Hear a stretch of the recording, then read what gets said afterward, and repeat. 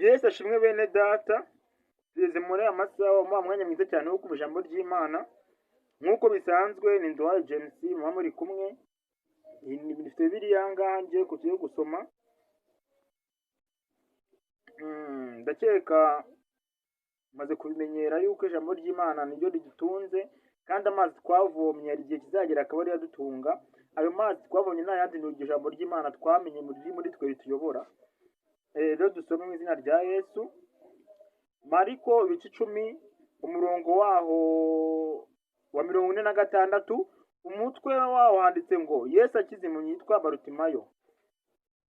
Nuko bagera i Yeriko.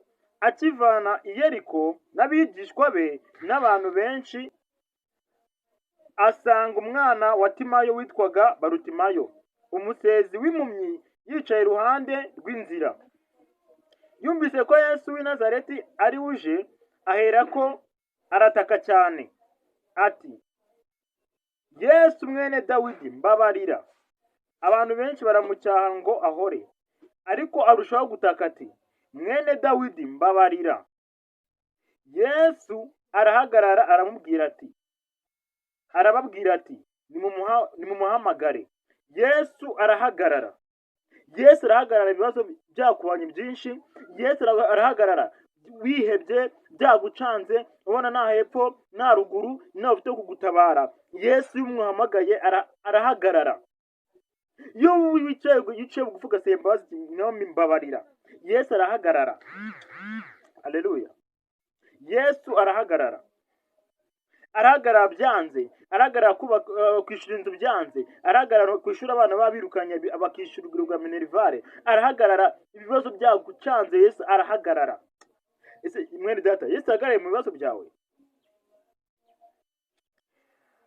Bahamagara impumyi barayibwira bati, humura, haguruka, araguhamagara.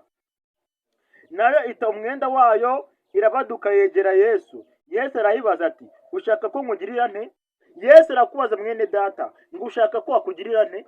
Ushaka ko akugirira gute? Ushaka ukorera iki? Hari ufite ikibazo cyakunaniye mu buzima bwawe, ushaka ko Yesu yakemura muri aya masaha. Mwizeye ukemera kureka ibirimo byose ukamusanga. Iyo mpumyi iramusubiza iti, mwigisha, ndashaka guhumuka. Yesu arayibwira ati, igendere, kwizera kwawe kuragukijije. Uwo mwanya arahumuka, amukurikira mu nzira. Amen. Yesu ibibazo ufite araza akabikemura kandi bikagenda neza. Amahoro y'Imana abane namwe, kandi twizere Imana izadukorera ikintu byose. Amen.